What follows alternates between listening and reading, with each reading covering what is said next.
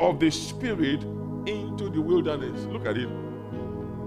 To be tempted of the devil. It was the Spirit of God that led Jesus into the wilderness where he was tempted, which means that temptation could not be avoided. You didn't hear what I just said?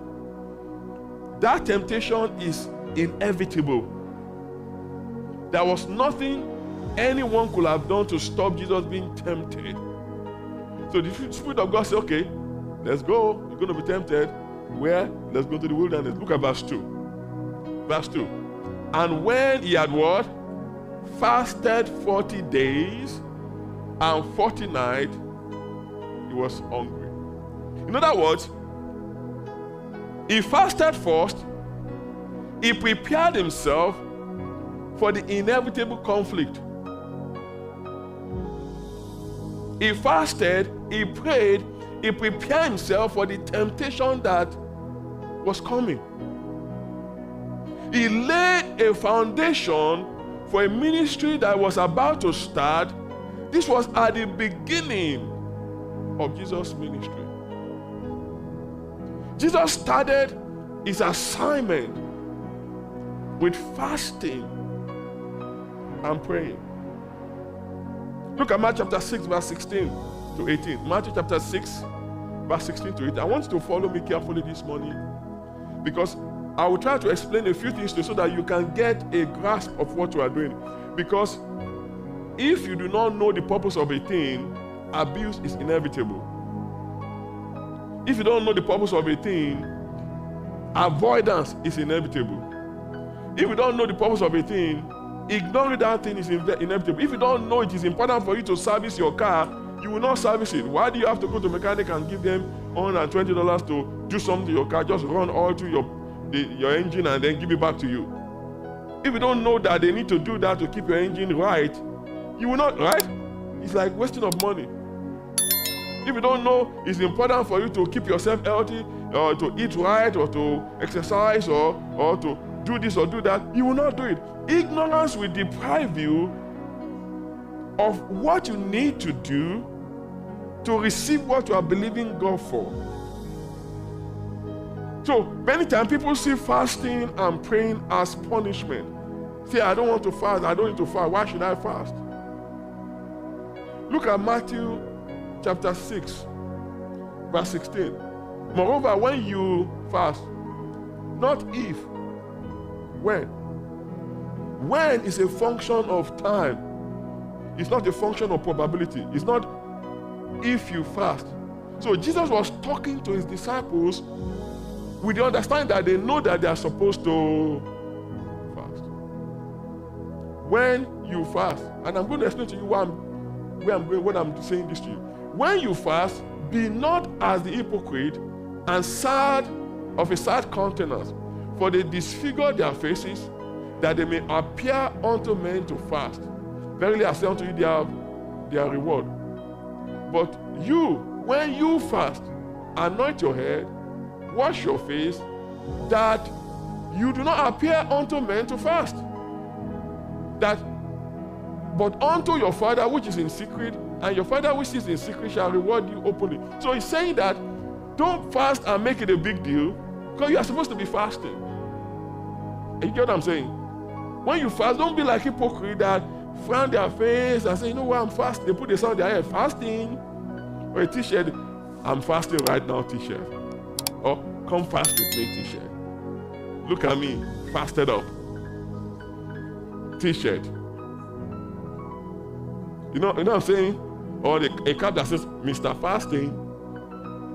Because they think they're doing something unusual, something extraordinary. Jesus Christ said, no. When you fast, dress up, clean up, lotion yourself down, look good, look normal, look as good as you will look when you are not fasting. Because God that sees you in secret, right, will reward you in the open. If all you fasted for is to show up, to let everybody know that you are spiritual, well, I'm fasting right now, God says you will receive your reward. Because the purpose of your fasting is to prepare yourself to receive what God has in store for you and to overcome the influx of the enemy. Because in 2025, the enemy is going to come for you. I'm not prophesying, I'm just telling you the fact. Because if this is a year of gift, the enemy is going to make sure you don't use your gift. The enemy is going to make sure you don't discover your gift. The enemy is going to make sure you don't develop your gift. The enemy is going to definitely make sure you don't deploy your gift. The enemy is going to convince you that your gift is not important. The enemy is going to convince you to abandon your gift.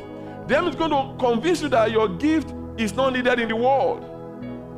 So the enemy is going to come after you in so many ways. The enemy will use everything and everyone to convince you or to discourage you from using your gift. They don't like you. Why would you use your gift for them? Since the time you've been using your gift, what have you gotten out of it?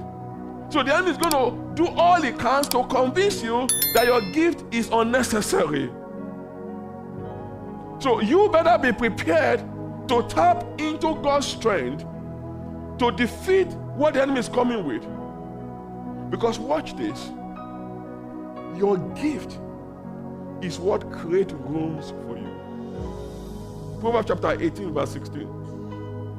Proverbs chapter 18 verse 16. Look at it. This is one of our main scripture for the year. A man's gift, what? Let's try again. Let's read together. 1, 2, 3, go. A man's gift makes room for him and bring him before great men. How many of you want to be before great men this year? How many of you want to be in a high place this year? How many of you want room, opportunity, blessing this year? You know what brings that to you? Your gift.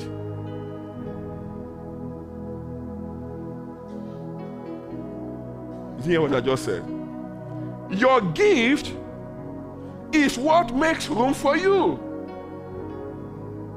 That's why the Lord told us our year of gift. We need to focus on our gift, because many times the prayer we are praying is us asking God to make room for us at work, to make room for us at home, to make room for us in our career, to make room for us in our community, to make room for us in finance. Some of you are tight, struggling financially.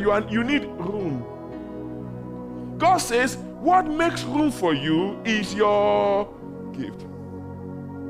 So as you understand what gifts are, as you understand gifting, as you understand how God has gifted you, you will see certain things that will begin to happen to you on His own. That's why you need to prepare yourself, because the devil's assignment is to make sure that you don't discover your gift. And if you discover a gift, his assignment is to make sure you bury that gift, or you ignore that gift, or you despise your own gift.